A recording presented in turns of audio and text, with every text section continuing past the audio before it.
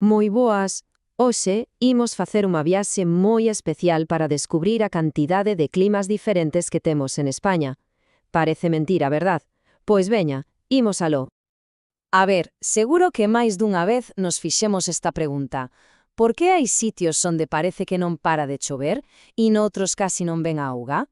Pois esa é xusto a pregunta que imos responder hoxe. Así que o que faremos é percorrer o mapa de España como se fose unha excursión, para entender por que en cada recuncho o tempo se comporta dunha maneira. Como vedes, o noso mapa ahora mesmo está en branco, pero pouco a pouco imos darlle cor.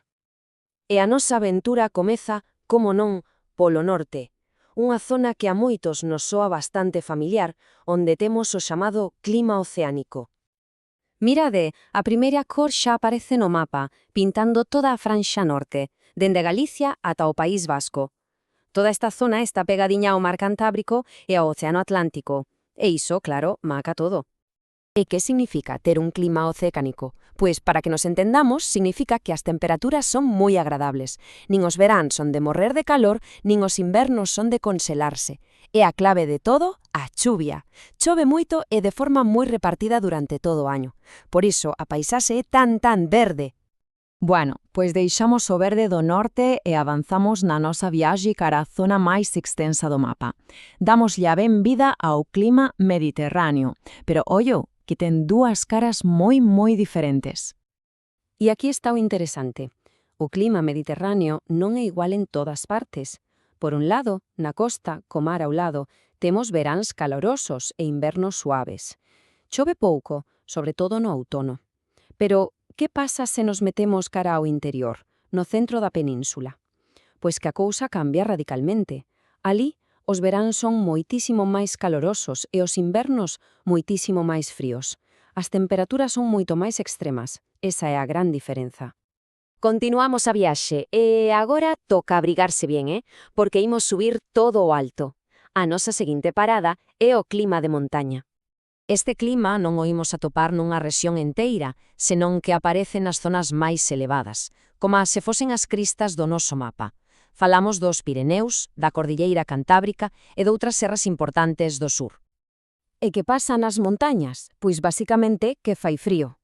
Os invernos son longos, con temperaturas moi baixas, e os veráns son curtos e fresquiños. E ademais, chove e neva moito máis que nas zonas baixas que teñen arredor. Vaya, o lugar perfecto para ver a neve.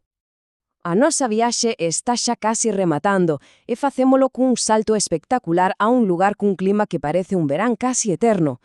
Poñemos rumbo ao clima subtropical. Damos un chimpo ben grande no noso mapa, cruzamos un bo anaco do océano e aterramos nas Illas Canarias.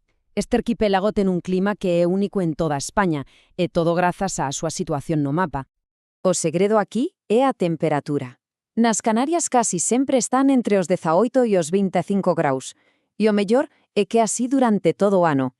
Iso de ter un inverno de frío, de bufanda e abrigo, alí non o coñecen. É como vivir nunha primavera continua, con moi pouca chuvia. E con esta última parada, a nosa viaxe chegou ao seu fin. Percorremos o norte, o centro, as montañas e ata as illas. Agora, imos ver como quedou o resultado final de todo este percorrido. E velaquí o temos, o noso mapa por fin completo, cheo de cores mostrándonos a enorme riqueza climática que temos. Do verde húmido do norte, pasamos ao amplo Mediterráneo, subimos ao frío das montañas e rematamos no cálido clima subtropical. Unha diversidade incrible nun mesmo territorio. E despois de toda esta análise, queda unha última reflexión no aire. Si pensamos na roupa que usamos, nos cultivos de cada zona, nas paisaxes, como inflúe o clima no noso día a día? É unha boa pregunta para seguir explorando. Ata a próxima.